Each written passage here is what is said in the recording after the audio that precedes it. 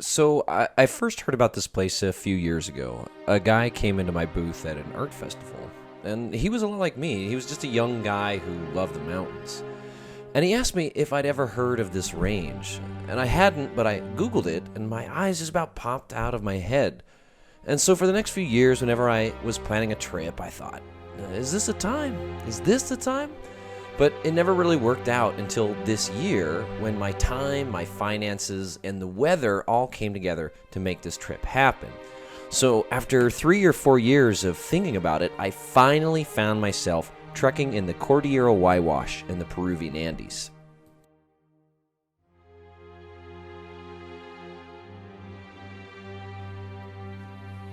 Other than the destination, Huayhuash, I hadn't planned anything in advance. Basically, I showed up in Peru's trekking capital, this bustling city called Huaraz, checked into a hostel, and started looking for info on Huayhuash trekking.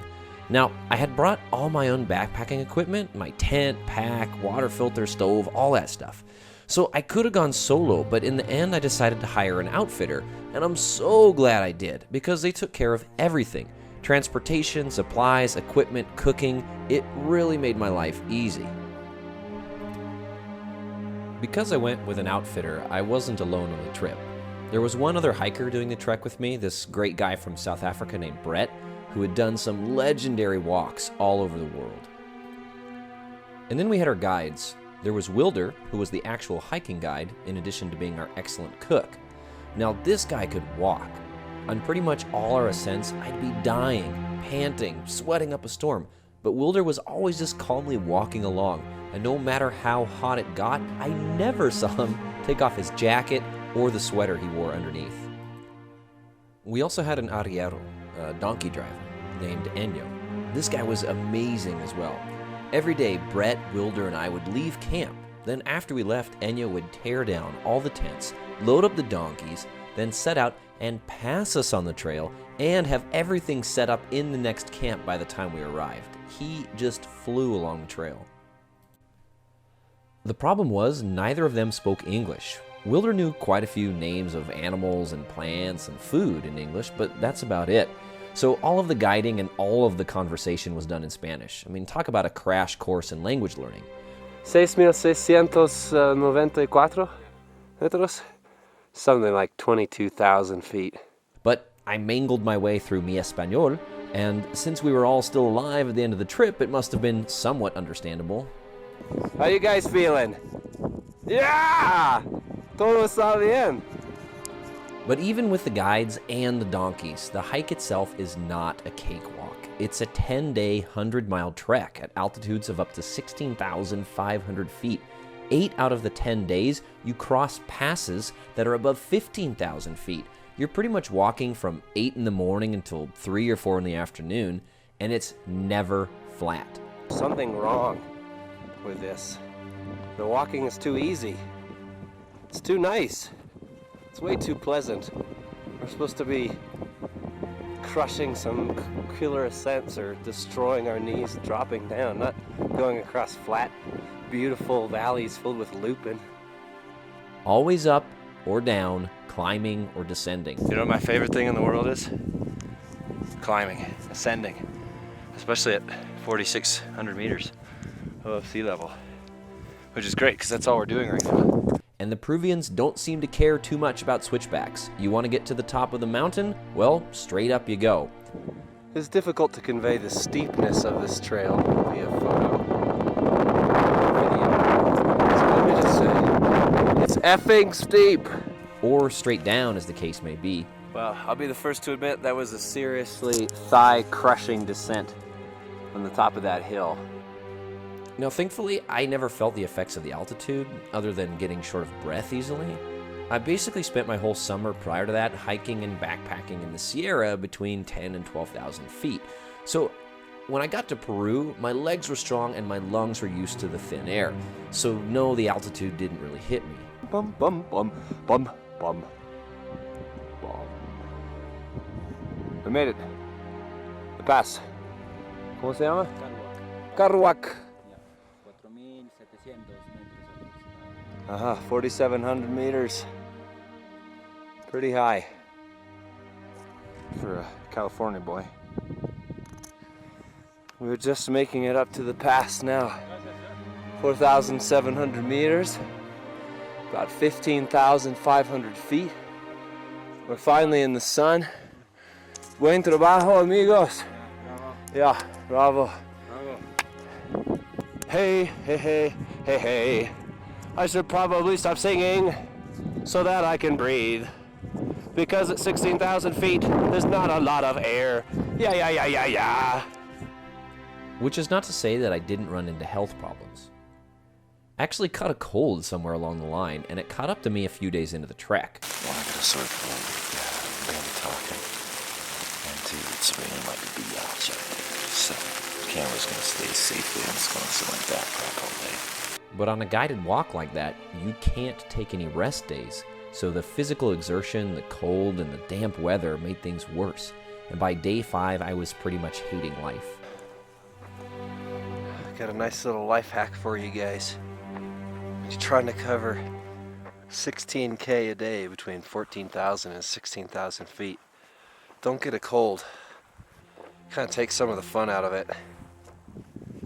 Trying to enjoy the scenery, but mostly I just feel like shit. But thankfully, I was getting about 12 hours of sleep a night, and after a couple of days, I was healthy again, which did wonders for my mood.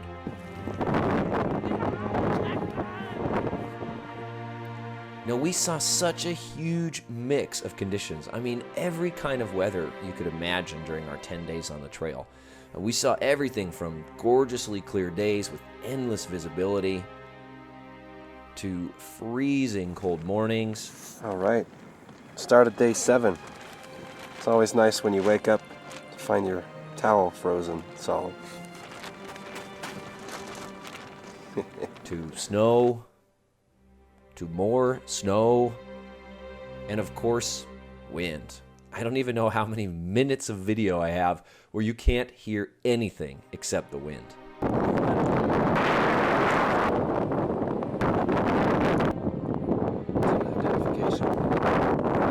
But the variation in conditions was one of the things that I had banked on. In fact, I was hoping for storms during the trek because I knew it would make the scenery just that much more dramatic. Now, don't get me wrong, the scenery in Huayhuash stands up there with some of the finest in the world.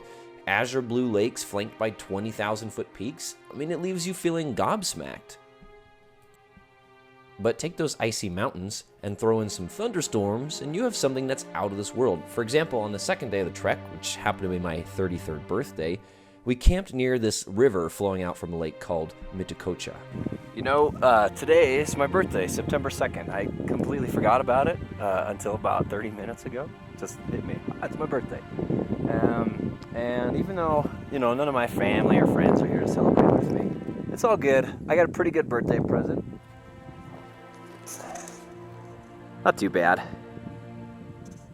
I guess it beats a sweater. Or on the last night of the trek, we were at this lake called Huayhuash, which looks right up at this supremely aesthetic mountain called Hirishanka. And the lake itself is gorgeous, but just about a 5-minute walk from the lakeshore, there was this amazing waterfall. How about this for a nice spot to spend your afternoon?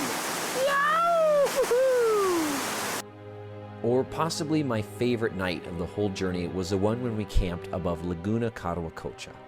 I think this has got to be one of the most beautiful lakes I have ever seen in my life.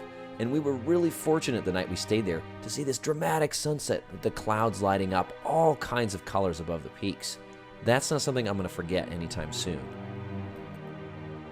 Because we had donkeys to do all of the heavy lifting, I pretty much brought all my camera gear on the trek. My Nikon D810, an ultra-wide lens, a wide zoom, and a nifty 50. That stuff, along with my filters, snacks, extra clothes, sunscreen, 2 liters of boiled water, all went in my day pack. My tripod got slung on a burro since I didn't want the extra weight, and most of the really good photography was being done near our camps anyway. Since I had all my gear with me, and since the scenery was so spectacular, it should go without saying, but I'll say it anyway. The photography was truly grand. Some of the most beautiful moments of my past few years were in that 10-day stretch, and as a result, I came home with some of my best and most dramatic work to date.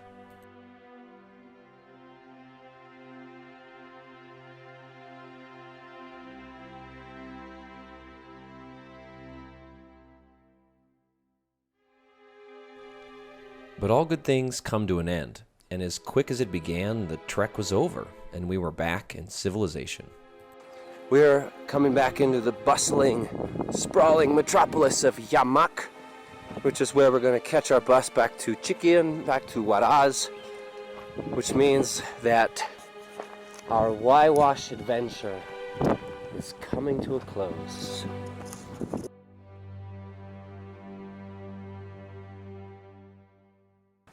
Adios!